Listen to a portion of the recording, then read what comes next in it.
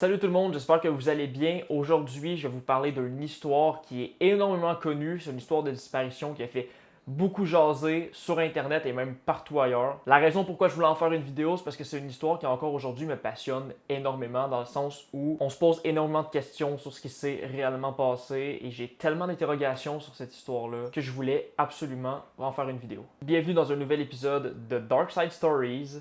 C'est parti.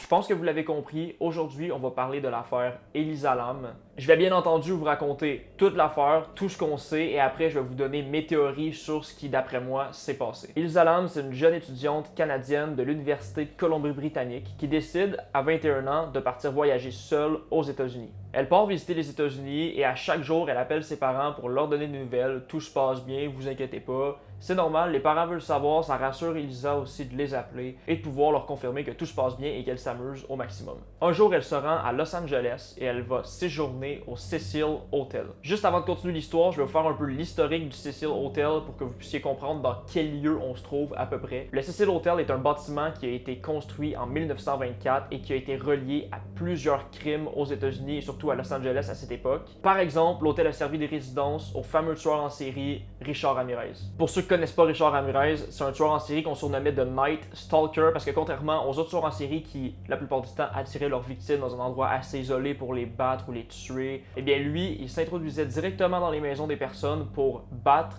violer et même tuer d'une balle dans la tête les femmes qui se trouvaient à l'intérieur des maisons. Si une vidéo sur Richard Ramirez vous intéresse, qu'on retrace un peu l'historique de ce tueur, pourquoi est-ce qu'il en est arrivé là, dites-moi en commentaire, ça va me faire plaisir de vous en faire une vidéo. Maintenant, revenons à Elisa Lam. Tout se passe bien durant son voyage jusqu'au 31 janvier 2013. C'est cette journée-là qu'elle était censée quitter le Cecil Hotel et appeler ses parents pour leur donner des nouvelles, mais elle ne les appellera plus jamais. Les parents d'Elisa vont attendre son appel, ils vont jamais en recevoir, ils vont trouver ça assez étrange et c'est là qu'ils vont décider de communiquer avec la police et qu'il va être officiellement porté disparu. Personne à l'hôtel ne l'a vu cette journée-là, la seule personne qui l'a vu, c'est une personne qui travaille dans un magasin l'autre côté de la rue. Ils vont la chercher et ils ne vont pas la trouver. C'est seulement que quelques semaines plus tard que certains clients vont se plaindre de l'odeur de l'eau et du goût que l'eau a dans l'hôtel.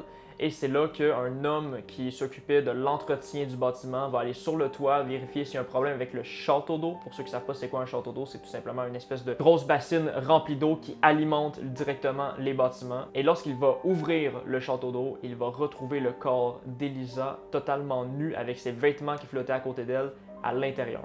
Bien entendu, l'enquête va se poursuivre. Comment est-ce qu'elle est arrivée là? C'est là que les choses deviennent bizarres. Parce qu'une vidéo va être rendue publique, une vidéo d'Elisa dans l'ascenseur du Cecil Hotel. On va la voir faire des mouvements étranges, la voir essayer de se cacher, de vérifier à l'extérieur de l'ascenseur comme si quelqu'un la suivait. Là, il va y avoir plein de théories sur des trucs. Est-ce que c'est paranormal? Est-ce qu'elle a été possédée? Elle a l'air possédée dans la vidéo. Qu'est-ce qui se passe si quelqu'un lui courait après? On ne le sait pas.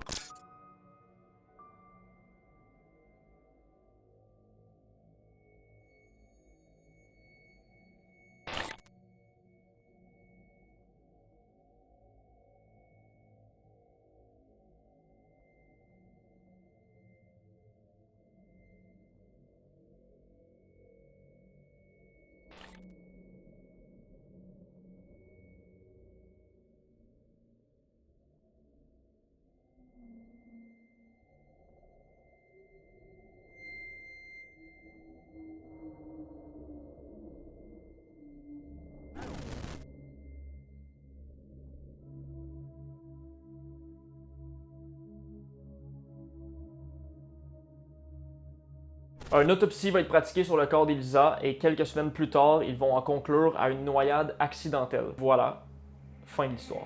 Je me posais beaucoup de questions après avoir lu cette histoire-là parce que je me suis dit, c'est tout? Qu'est-ce qui s'est passé? On va en savoir plus. Elle a été retrouvée là, elle se comportait bizarrement sur la vidéo de surveillance. Qu'est-ce qui s'est réellement passé? Elle ne s'est pas juste noyée accidentellement là-dedans, il y a quelqu'un qui a fait quelque chose.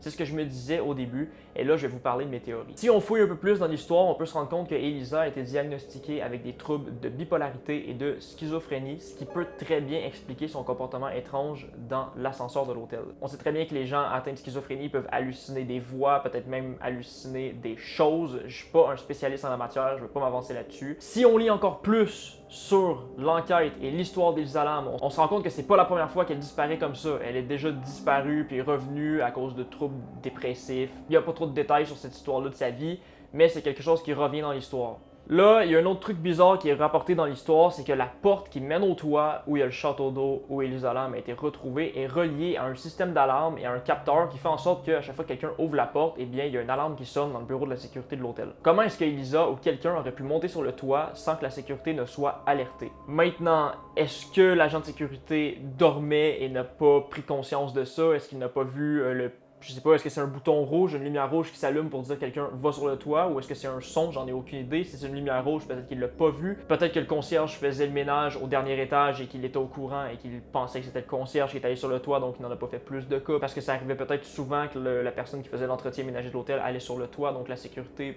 se posait pas trop de questions. La porte était censée être barrée, mais est-ce que quelqu'un avait oublié de la verrouiller? Ce sont des trucs qui ne sont pas impossibles. Ce sont mes théories à propos de cette histoire-là, ou est-ce que c'est réellement quelqu'un qui l'a tué, qui a voulu le cacher là? Est-ce que c'est vraiment paranormal? Dites-moi vos théories en commentaire, ça m'intéresse énormément. Si les histoires de disparition comme ça vous intéressent, dites-moi-le. De toute façon, je prévois d'autres vidéos de ce style-là, comme j'avais déjà fait avec Lars Metank il y a quelques semaines, des histoires où on se pose des questions, où on n'est pas sûr de ce qui s'est passé. Et où encore aujourd'hui, le mystère plane un peu au-dessus de tout ça. Comme je vous l'ai dit un peu plus tôt, lâchez votre commentaire et un like, ça aide tellement la chaîne, ça prend 30 secondes et vous n'avez pas idée à quel point ça peut aider le référencement et ça peut m'aider à avancer. Merci à tous ceux qui le font, à tous ceux qui regardent les vidéos et on se dit à la prochaine pour un autre épisode de Dark Side Stories. Peut-être une petite exploration urbaine, je vous en dis pas plus. Merci d'avoir regardé, on se dit à la prochaine, c'était Gab, peace.